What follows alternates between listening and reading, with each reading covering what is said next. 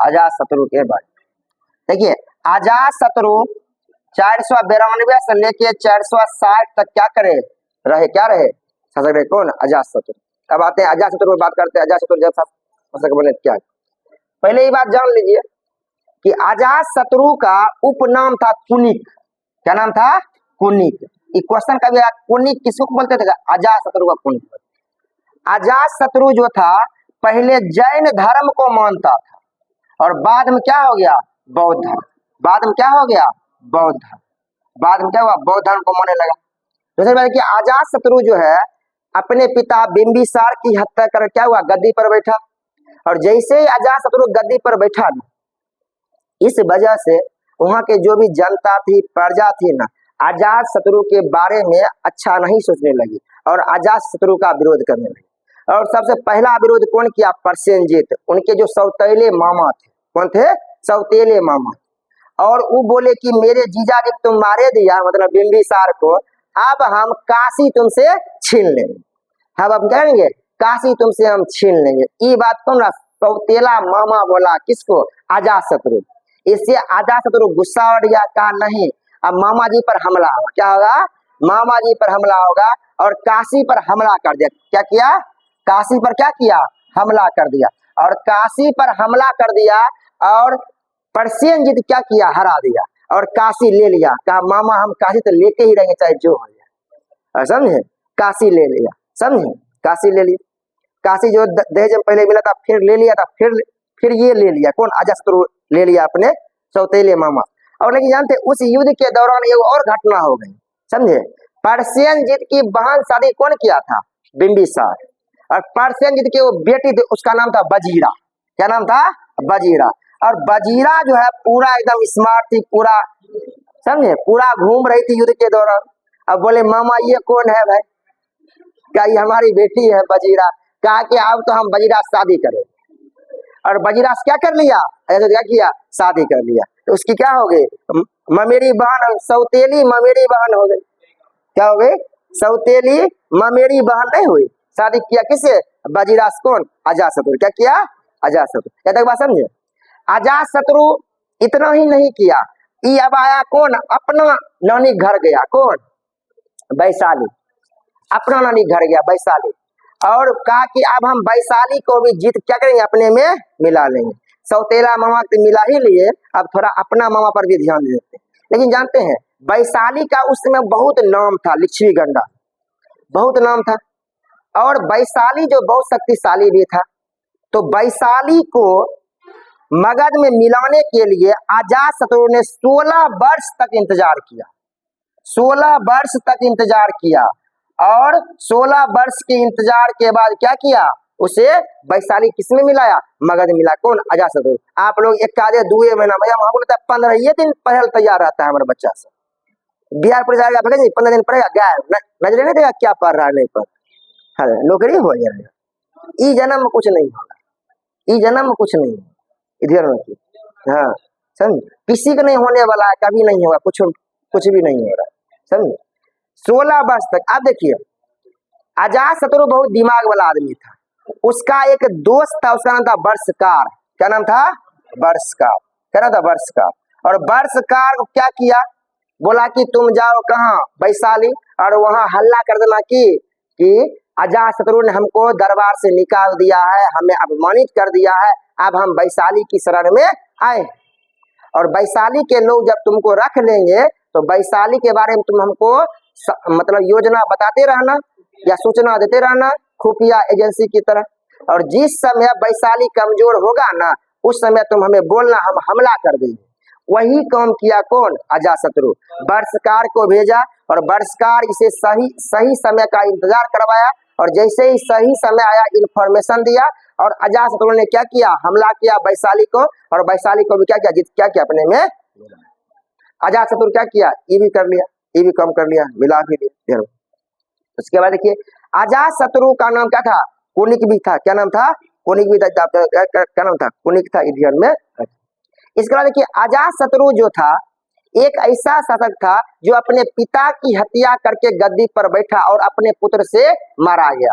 हम जैसे लोगों ने बोले ना, ऐसे ही परीक्षा क्वेश्चन आया हुआ। वह कौन सा ऐसा शासक है जो अपने पिता की हत्या करके गद्दी पर बैठा और खुद अपने बेटे से मारा गया? उसका आंसर क्या था? अजातशत्रु।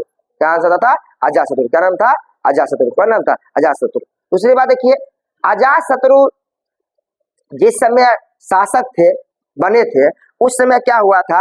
प्रथम बौद्ध संगीति क्या हुई थी? प्रथम बौद्ध संगीति। ये भी बहुत इंपॉर्टेंट क्वेश्चन है। प्रथम बौद्ध संगीति। प्रथम बौद्ध संगीति का आयोजन किया गया कहाँ? राजगिरी। कहाँ किया गया? राजगिरी। कहाँ किया गया? राजगिरी। राजगिरी के सप्तपर्णी गुफा। कहाँ? राजगिरी के सप्तपर्णी गुफा में प्रथम बौद्ध सम्मेलन का भी आयोजन किसके समय में हुआ? अजातशत्रु क्या हुआ? समय में हुआ। ये भी बहुत ही VVIP है क्वेश्चन है। किसके बारे में? अजातशत्रु के बारे में। उसके बाद देखिए 460 ईस्वी में आते आते इसका एक बेटा, इसके ऐसे बहुत सारे बेटे थे, उसमें से एक बेटा का नाम था उदयीन। क्या नाम था? उदयीन। उदयीन बेटा था जिसने क्या किया? अजातशत्रु की हत्या कब कर दी? 460 में। कब कर दिया? 460 में क्या किया? हत्या कर दिया। और अगला शासक कौन बना? उदयीन। कौन बना? उदयीन। अगला शासक कौन बना? उदयीन। कौन बना? उदयीन। कौन बना? उदयीन। और आपको बता दे इसमें जो है हर एक वंश में 3 के बारे में ही परीक्षा में क्वेश्चन आता है। 3 के बारे में ही पढ़ना। एक हम पढ़ लिए किसके बारे में? बिंबिसार के बारे में। एक अजातशत्रु आता है क्वेश्चन परीक्षा में, ये आपको दिमाग एकदम सेट होना चाहिए। अजातशत्रु क्या किया? सबको मिला उला लिया इस तरह से। और उन्हीं किसका नाम था? प्रथम बौद्ध सम्मेलन हुआ, राजगिरी में हुआ, इसके समय में हुआ। 460 ईस्वी में इसकी हत्या इसके ही बेटे उदयीन ने कर दिया। और यह वर्षकाल। दूसरी बात देखिए, एक क्वेश्चन कभी कभी यह आता है कि अजातशत्रु इतना विजयी क्यों हुआ? इसके 3 कारण। पहले कारण यह थे कि अजातशत्रु के पास अच्छे अच्छे सलाहकार थे। वर्षकार ऐसा मित्र था, अच्छे मित्र, अच्छे सलाहकार थे जो इसे समय समय पर अच्छी सलाह दिया करते थे। दूसरी बात कि अजातशत्रु की सेना में 2 ऐसे हथियार थे जो उस समय और महाजनपद में नहीं थे। एक का नाम था शिला महाकंटक। क्या नाम था? शिला महाकंटक या महाशिलाकंटक। क्या नाम था? महाशिलाकंटक। और एक नाम था रथ मूसल। क्या नाम था? रथ मूसल। रथ मूसल एक क्वेश्चन परीक्षा में आता है। रथ मूसल और महाशिलाकंटक। महाशिलाकंटक कुछ भी नहीं था, एक मशीन की तरह रहता था। वहां पर बड़ा पत्थर रख देता था और बड़ा पत्थर को लेके उसको फेंक दिया जोर से। अब फेंक दिया तो भीड़ पर, इतना बड़ा पत्थर है, भीड़ पर गिरा, 10-20 से चपा के मर गया। दूसरी बात देखिए, जैसे रथ है ना, रथ के आगे में तलवार ऐसा गोल लगा हुआ रहता था। जब रथ चलता था ना, वो तलवार वाला घूमता था, तब अगल बगल जो भी आदमी है सब कट क्या हो गया? छट गया। इसको बोलते थे रथ मूसल। इसको बोलते थे शिला महाकंटक। क्या बोलते? शिला महाकंटक। तो आप इतना तो कम से कम याद कर लीजिए कि रथ मूसल और महाशिलाकंटक का उपयोग किसने किया? अजातशत्रु ने किया। और इस दोनों का उपयोग वैशाली में किया गया था युद्ध में जीतने के लिए। क्या? जीतने में किया गया। दूसरी बात है कि हमारे विद्यार्थी बार बार बोल रहे हैं, तो अभी जो बाहुबली वाला फिल्म आया था, बाहुबली 1-2, उसमें भी सब क्या हुआ? दिखाने की कोशिश किया गया। और बाहुबली के बारे में बार बार बोलते रहते हैं। बाहुबली जो है ना, ये बुक आया था, उस बुक का नाम था rise of Shivagami. Rise of Shivagami. और राइज ऑफ शिवागामी बुक पर हुआ क्या हुआ? फिल्म। क्या हुआ? फिल्म। और आनंद नीलकंठम का किताब था। उसमें किताब को सुना आया था कि राइज ऑफ शिवागामी पुस्तक के लेखक कौन है? आनंद नीलकंठम। आनंद नीलकंठम। और उस समय वो बुक भी आया था, उसी पर वो दोनों फिल्म बना। कौन? कटप्पा वाला और बाहुबली। यहाँ तक बात समझ गए। अब आते हैं किस पर? उदयीन पर। किस पर आते हैं? उदयीन। उदयीन देखिए 460 BC में क्या बने? शासक बने। और 460 ईस्वी में बने शासक बने हर्यक वंश के। और इन्होंने सबसे पहला काम तो यह किया कि गंगा और सोन, क्या? गंगा और सोन, गंगा और सोन नदी के तट पे पाटलिपुत्रा नामक नगर बसा। इसके लिए परीक्षा में यही क्वेश्चन खोगा था कि गंगा और सोन नदी के तट पे पाटलिपुत्रा नामक नगर की स्थापना किसने किया? उदयीन ने किया। और उदयीन ने अपनी राजधानी किसे बनाया? पाटलिपुत्र को। राजधानी किसे बनाया? पाटलिपुत्र को। राजधानी किसे बनाया? पाटलिपुत्र। और उदयीन जो था जैन धर्म, किसे मानता था? जैन धर्म को मानने वाला। किसे मानता था? जैन धर्म को मानने वाला था। समझे? उसके बाद देखिए उदयीन के भी बहुत सारे पुत्र थे। और उदयन के जो भी पुत्र थे, उदयन के एक पुत्र का नाम था नागदशक। क्या नाम था? नागदशक। क्या नाम था? नागदशक।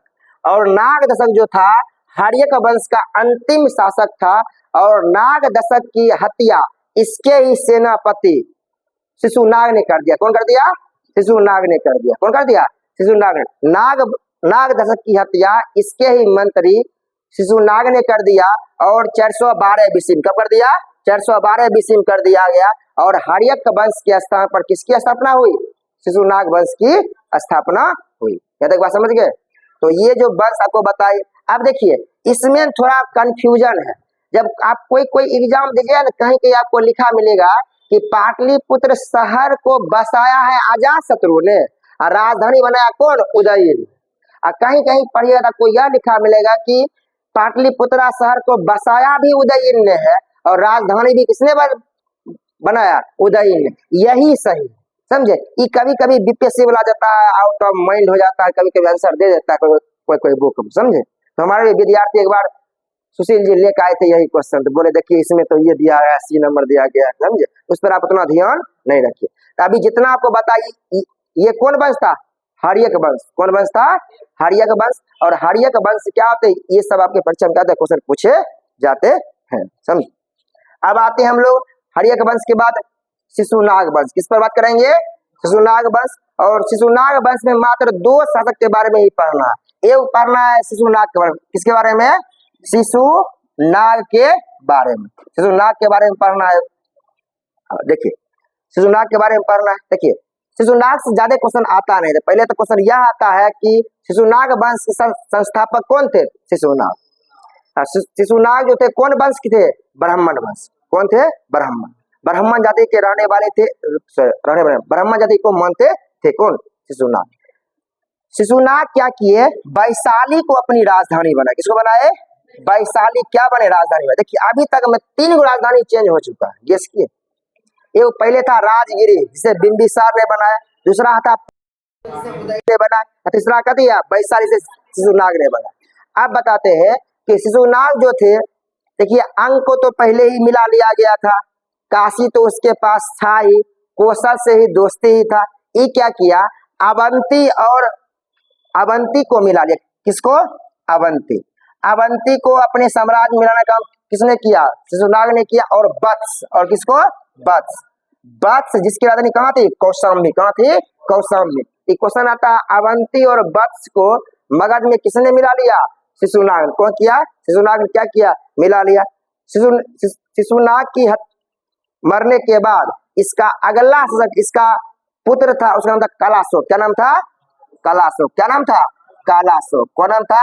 कालाशोक। और कालाशोक को हम काकवर्ण क्या कहते हैं?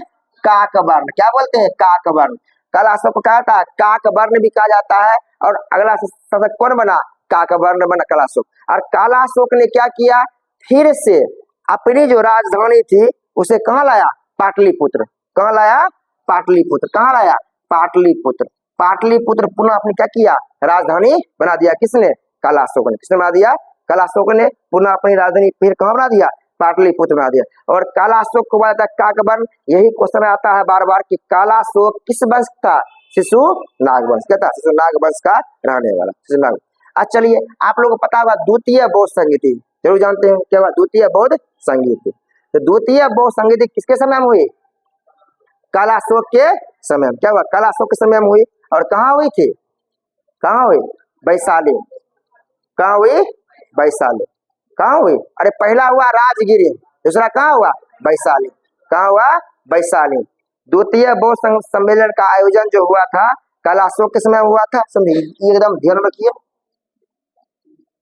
द्वितीय बौद्ध सम्मेलन कालाशोक के समय कहाँ हुआ था? वैशाली। कहाँ हुआ था? वैशाली में हुआ था। और इसके क्या बोलते अध्यक्ष कौन थे? ध्यान में है? सभाकर्मी। कौन थे? सभाकर्मी। और प्रथम कौन थे? महाकश्यप। प्रथम कौन थे? महाकश्यप। दूसरे कौन थे? सभाकर्मी। देखिए दो और पढ़ेंगे, एक पढ़ेंगे अशोक के समय में, एक पढ़ेंगे कनिष्क समय में, वो हम बाद में पढ़ने। पहले यहाँ तक बात समझे। उसके बाद देखिए कालाशोक। कालाशोक देखिए, अब शिशुनाग वंश के अंतिम शासक थे नंदीवर्धन। कौन थे? नंदीवर्धन। क्वेश्चन आता है कौन थे अंतिम शासक? नंदीवर्धन। कौन थे? नंदीवर्धन। कौन थे? नंदीवर्धन। और नंदीवर्धन की हत्या नंदीवर्धन के सेनापति महापद्म नंद कौन कर दिया? महापद्म नंद ने कर दिया। महापद्म नंद ने कर दिया। और महापद्म नंद ने क्या किया? मगध पर नंद वंश क्या किया? नंद वंश क्या किया? स्थापना क्या किया? किसकी क्या किया? नंद वंश क्या किया? स्थापना की। ध्यान में एकदम रखिए। और अभी तो लिखे भी थे 344 बीसी से लेकर 323 बीसी के बीच। और नंद वंश के संस्थापक कौन थे? महापद्म नंद। कौन थे? महापद्म नंद।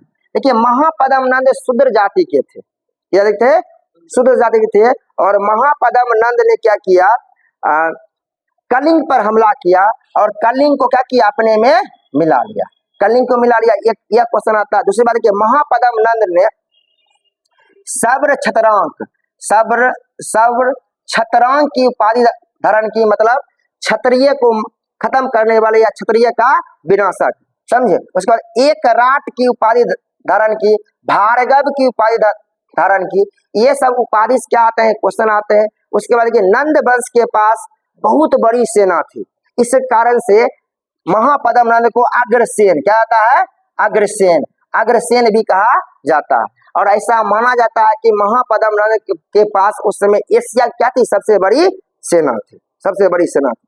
और महापद्म नंद को पूरे भारत में प्रथम ऐतिहासिक शासक भी कहा जाता है। देखिए यहाँ पर दो क्वेश्चन आते हैं आपके परीक्षा में। भारत के प्रथम साम्राज्यवादी शासक चंद्रगुप्त मौर्य। भारत के प्रथम ऐतिहासिक साम्राज्यवादी शासक महापद्म नंद। और महापद्म नंद की मृत्यु के बाद इसका पुत्र घनानंद, कौन? घनानंद क्या बना? अगला शासक बना। और घनानंद जो था बहुत ही क्रूर और अत्याचारी शासक था। और घनानंद जैसे ही शासक बना वहां की जनता घनानंद से खुश नहीं थी और घनानंद का विरोध करती थी। और घनानंद जब शासक बने उसी समय 326 बीसी में सिकंदर ने क्या किया? भारत पर हमला कर दिया। सिकंदर ने भारत पर हमला किया। यहाँ से एक क्वेश्चन ये आते हैं, सिकंदर जिस समय भारत पर हमला किया उस समय मगध पर किसका शासन था? नंद वंश का। और शासक कौन थे? घनानंद। कौन थे? घनानंद क्या थे? शासक थे। ध्यान में। दूसरी बात देखिए, घनानंद से मिलने के लिए एक बार चाणक्य आए थे, जो तक्षशिला विश्वविद्यालय क्या थे? अध्ययन और अध्यापन का काम करते। और वो घनानंद से मिले और बोले कि सिकंदर हमला करने वाला है, तो भारत में जो भी सैनिक है उस सबको एकजुट करना है और सिकंदर से सामना करना है। इस पर घनानंद ने चाणक्य की बेइज्जती की, उसे जेल में भी बंद करवा दिया और बोला कि कोई हमला होने वाला नहीं है, हमला हुआ तो हम अकेले ही देख लेंगे। इस वजह से चाणक्य और घनानंद के बीच का रिश्ता क्या हुआ? समाप्त हो गया। और चाणक्य ने कहा या सोचा कि हम जो है क्या करेंगे? नंद वंश को उखाड़ के फेंक देंगे। और नंद वंश को हटाने के लिए ही वह वापस लौटा। और वापस लौटते समय उसे उत्तर प्रदेश के पिपली वन में राजकिलम नामक नाटक चल रहा था। और राजकिलम नामक नाटक में एक लड़का छोटा सा था, वह राजा का रोल कर रहा था, मतलब किरदार निभा रहा था। तो वो उसे देख के चाणक्य प्रभावित हुए और उस लड़का को अपने साथ लेके चले गए। कहाँ? तक्षशिला विश्वविद्यालय। वहां रह के पढ़ाई लिखाई और बड़ा किए। वही बना बाद में क्या? चंद्रगुप्त मौर्य। और उसकी मदद से ही 323 ईस्वी में क्या किए? मगध पर हमला किए और घनानंद को हराए और नंद वंश के स्थान पर क्या हुआ? मौर्य वंश की स्थापना। क्या हुआ? मौर्य वंश क्या हुए? स्थापना। मौर्य वंश क्या हुए? स्थापना। समझ गए बात? तो ये बात एकदम समझ गए। अब सुनिए, आपके परीक्षा में यहाँ से मगध से बहुत सारे क्वेश्चन आते हैं और मगध में यहीं से कोई ना कोई क्वेश्चन हर एक साथ क्या आते होते रहते हैं। और अगला हमारा क्लास रहेगा मौर्य वंश। किस पर हम लोग लेंगे? मौर्य वंश पे लेंगे। धन्यवाद। पहले एक बार सुन लीजिए, आप लोग थोड़ा चैनल को सब्सक्राइब कर लीजिए और लाइक और शेयर करिए, समझे। और हम लोग पूरी कोशिश कर रहे हैं आपका सिंगल पीस भी क्वेश्चन ना छूटे। धन्यवाद।